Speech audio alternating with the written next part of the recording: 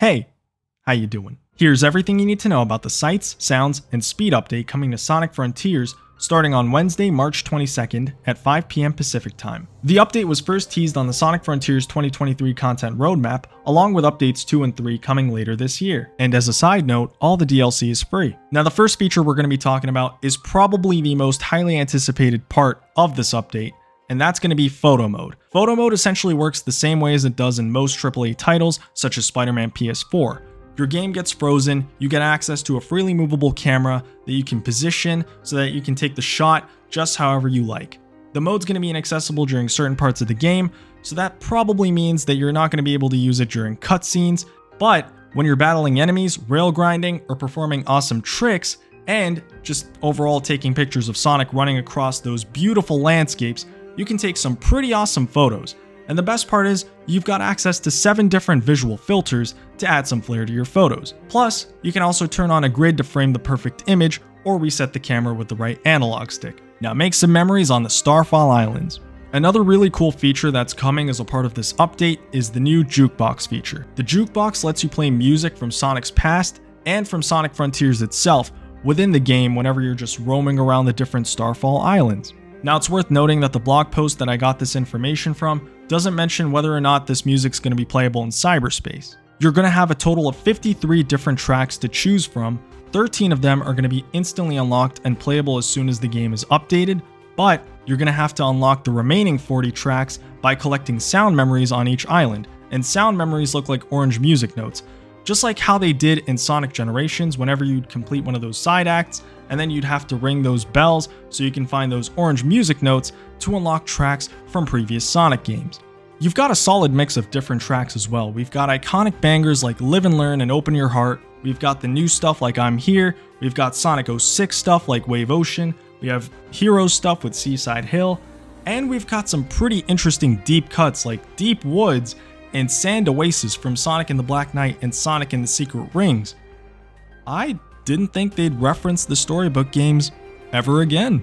I also love how seamless it is to swap tracks. You just have to press right on the D-pad, then you get a little menu showing you all the tracks you can play, scroll down to the one you want, play it, you're good to go. Just like photo mode, the jukebox is going to be inaccessible during certain parts of the game, so probably cutscenes, and I really hope this isn't the case, but since they didn't mention it being in there, maybe cyberspace. Next up, we've got new challenge modes that, just like arcade mode, are only going to be accessible after completing the main story through the title screen.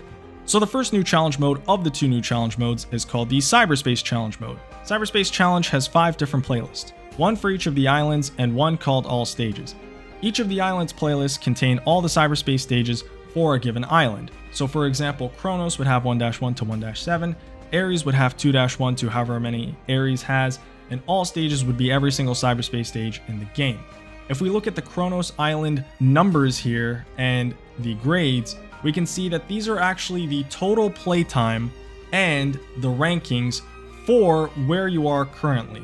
Allow me to elaborate even further. So let's assume that all the rankings and all the times that you see on screen right now were all actually registered by me. So you can see here that 1-1, I beat that in 44 seconds.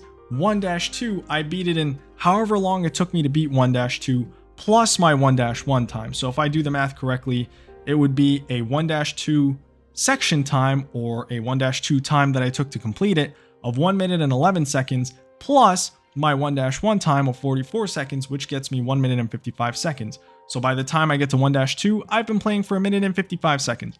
By the time I get to 1-7, I've been playing for 7 minutes and 27 seconds. So far, so good. Now, what are the rankings on the right? Well, the rankings on the right actually just represent how well I've been doing at each different point in time after I complete a cyberspace stage. So, at 1-2, I got a B rank. Why is that? Well, I guess Sonic Team thought that my total playtime at 1-2 just wasn't fast enough to get an S rank. The other new mode is called Battle Rush mode, and you're graded the exact same way you were for the Cyberspace Challenge mode. However, now your objective is completely different because you're actually battling through several rounds of increasingly tough enemies, guardians, and titans. So you can see here in this image that Chaos Island has about 9 different rounds, and my guess is by the time you get to the 9th round, you're going to be fighting the Titans, which is really awesome because it allows you to essentially finally replay Titan fights officially, which, thank you, Sonic Team. Thank you. Another really awesome thing about this is if you've been leveling up Sonic throughout the entire main story, well, the good news is you can bring him over to Battle Rush and he'll keep his exact same levels. So if you got up to level 99, have fun playing a level 99 Sonic in this. It's probably going to make it so much easier. So you're definitely going to want to do that. Plus, it says here if you achieve a higher rank, you may get a special surprise, so keep an eye out for that. This update also features a lot of quality of life improvements that I think you guys are really going to want to hear about, so let's get into it. The power boost animation can be toggled in the options menu. Yes, this is really going to help a lot of low-level players or players really wanting to start new save files. The Starfall slot machine can be toggled in the options menu. Again, another great quality of life improvement. Cyberspace levels can be restarted mid-level. I didn't even know this was a problem till now.